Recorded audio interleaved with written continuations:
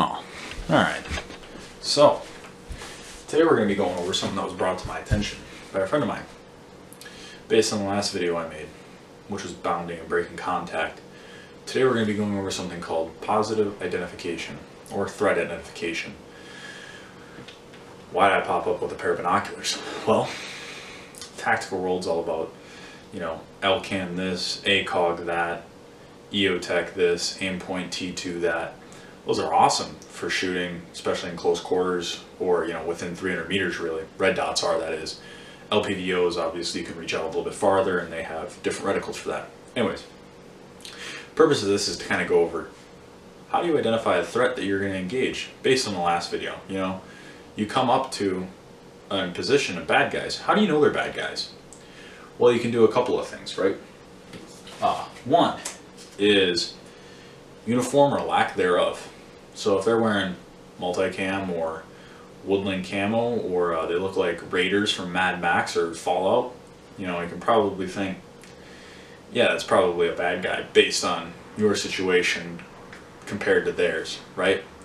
So if they're not wearing a uniform, probably getting into the land of organized gangs, stuff like that. You can kind of maybe have identifying features.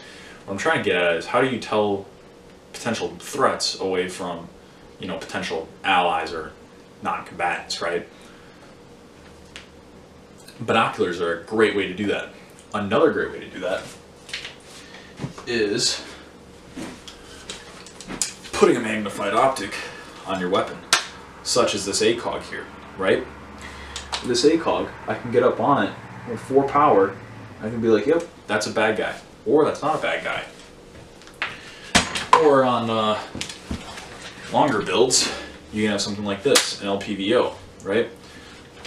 6 power, crank it all the way down to 1 power, and then you can get something kind of that's CQB. I still run an offset red dot, just so that when I'm engaging something, say on 4 power, 6 power, all I gotta do is flip it, and then I'm good to go. Your mileage is gonna vary. That's just how I have my gun set up. Obviously this one's taped up and camoed up all weird, because it's winter time now. And I was trying to see how I can maximize my weapon's camouflage in a winter environment. Anyways, I digress. So hopefully this is a shorter video. Magnified optics are great. Having a pair of binoculars on you, even better, because then you don't have to actually point your weapon at someone and maybe they mistake you for a threat. You can just kind of observe them, and it's kind of a big part of this whole, is this a bad guy, is this not a bad guy? What their composition is also a big tell. Is it all dudes in multicam wearing plate carriers? Probably not a threat unless, an enemy country is also wearing multicam and also wearing plate carriers in multicam. Then you're going to have to dig deeper. What kind of weapons are they carrying? What's their gear setup look like? What vehicles do they have? What do they look like as people? If they're Chinese forces, for example, they're going to look Chinese, if that makes sense. So composition's another one. Uniform or lack thereof. So what's your go or no-go criteria for engagement, or shooting at them, or them shooting at you? And maybe it's a blue on blue or friendly on friendly, right? For you not wanting them to shoot at you because they're your buddies and they're just being fucking idiots.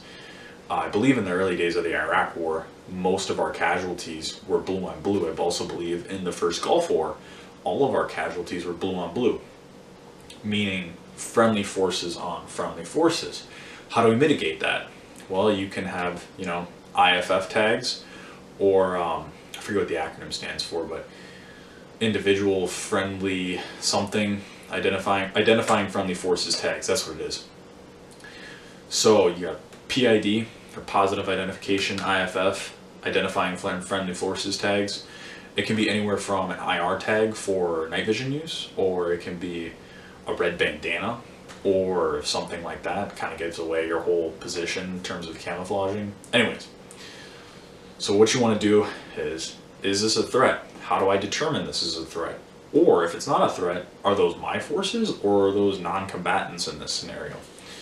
Again, binoculars and magnified optics. I used to run an Aimpoint Comp M4 on my M4, and I had an EOTech, just an EOTech XPS2, I think it was, and I'd be scoping in on someone or a target, and I'd be like, oh man, I can't tell if that's, you know, a threat or a non-threat. So I was constantly borrowing people's weapons that had ACOGs or binoculars to, you know, see, and I was like, well, this is dumb. Why don't I just put a magnified optic on my weapon, and then I can kill two birds with one stone, so to speak.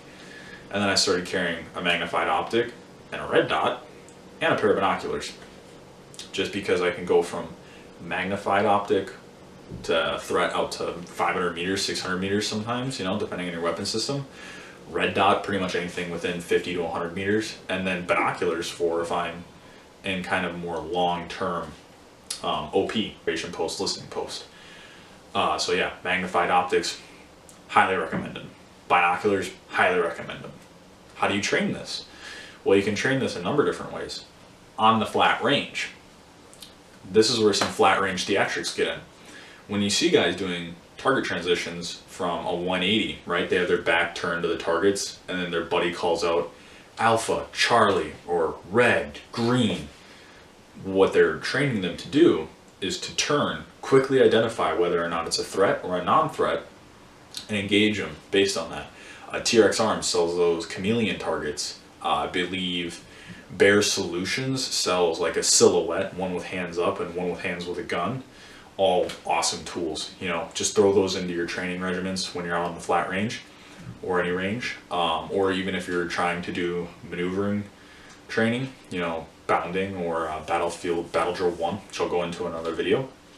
You know, just throw up a couple of these targets, and when you get up on them, use your magnified optics. Is this a threat? Is this a non-threat? If you know, say in your training, right, you have a bunch of red targets and a bunch of green targets, and in your training scenario, you said all the red targets are bad guys, all the green targets are good guys. You're doing threat identification. You're doing positive identification. If you get into your team that you're, you know, kind of getting together with bullshit, and then you're like, hey man, we should come up with some IFFs, some individual friendly forces or identifying friendly forces tags. You should think about something that's simple. Think about something that's not going to give you away to the enemy, but easily identifiable to your friends. Now, that's going to be difficult, something that's easily identifiable to your friends, but not easily identifiable to the enemy, because you don't want to give away your position, right? So kind of play around with that. I'm not going to give recommendations on how to, you know, make IFF tags or IFF devices, because it's not my realm of knowledge. However, make sure you know what's out there. Are they good guys? Are they bad guys? And if they're bad guys, you should probably have an optic that you can reach out and touch them, so to speak. Magnifier behind an EOTech, a magnifier behind an Aimpoint, an ACOG, an LPVO. That's where all these things come into play. Now you're going to take your ultra lightweight rifle and you're going to put some weight on it. Don't be a bitch. Put an ACOG on top of your fucking rifle. Put an LPVO on top of your rifle. Carry a pair of binoculars. Carrying a pair of binoculars inside of an OPLP, way easier than sitting behind the scope of your rifle for 6-8 hours. You know, you can just kind of pick them up. You see some movement, you look, oh, it's a cow. Rather than being scoped in, get that tunnel vision on your scope. Or you're not going to get, you know, awesome with it. You're going to be lazy, and you're not going to be scoped in on something. You're not going to want to be scoped in on something because you're going to be lazy. So hopefully that helps. Probably going to do breaking and bounding.